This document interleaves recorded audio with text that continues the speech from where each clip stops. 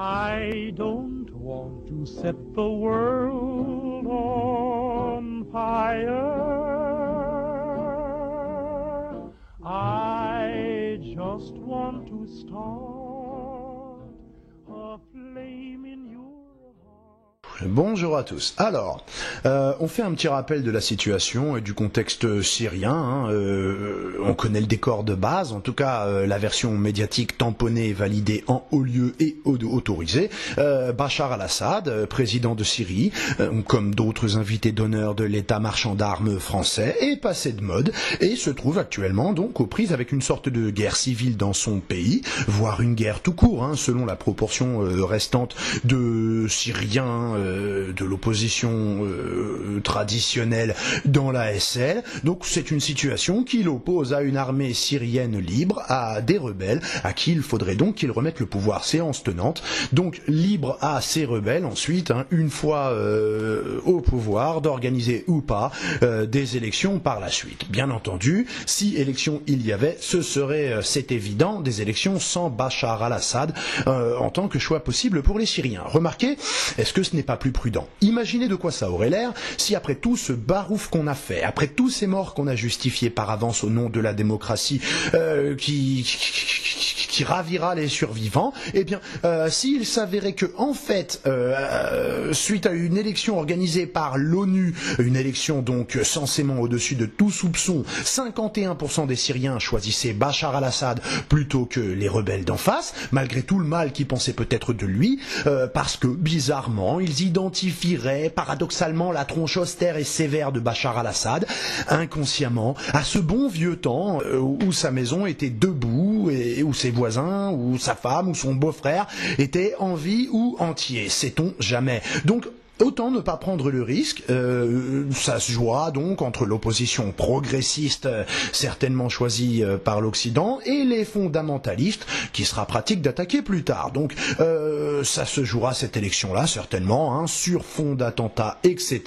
Et encore une fois, il faudra pas avoir honte de l'après, on nous l'aura bien dit. Donc bon, hors cérémonie du 14 juillet, je disais, hors période de solde en matériel militaire, Bachar al-Assad et sa gestion drastique et répressive de l'opposition justifient certainement qu'on qualifie son régime d'autoritaire. Moi, j'ai pas de problème avec cette affirmation, je peux très bien le reconnaître, parce que déjà, moi, je suis d'un naturel qui fait que Manuel Valls, déjà, dans la limite des pouvoirs qu'il a, franchement, ça me fait trop comme virilisme affiché et comme autoritarisme de façade.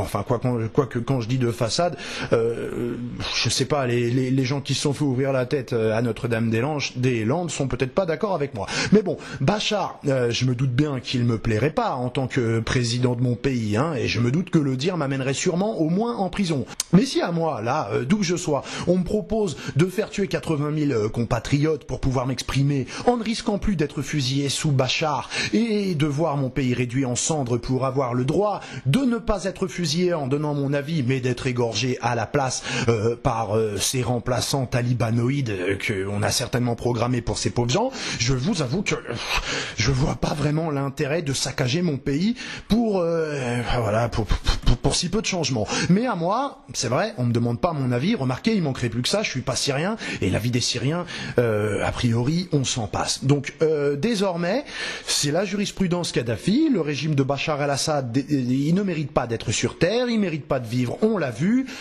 quoi d'autre, il mériterait d'attraper le sida, enfin peut-être que ça viendra, non, quand même pas, ouf. Enfin, c'est pas d'aujourd'hui que les lâches les plus bodyguardés, les plus pomponnés, les plus tours d'ivoiriens de la planète jouent les fiers à bras, les chefs de guerre, on se pince pour le croire. Mais sérieux, maintenant, dans ses rêves, la marquise se grime en Terminator, enfin, et en plus, elle rêve éveillée et elle parle en public. Je te jure que, quand même, c'est à se boucher c'est à se bouffer les oreilles et à les avaler et à les digérer et ainsi de suite, histoire de ne plus entendre ces pomponnettes jouer les cow-boys qui puent la poudre sous les yeux émerveillé d'un aéropage de journalistes mythophages dont on entend les plus tuméfiés du bulbe nous raconter que quoi. Écoutez-moi ça.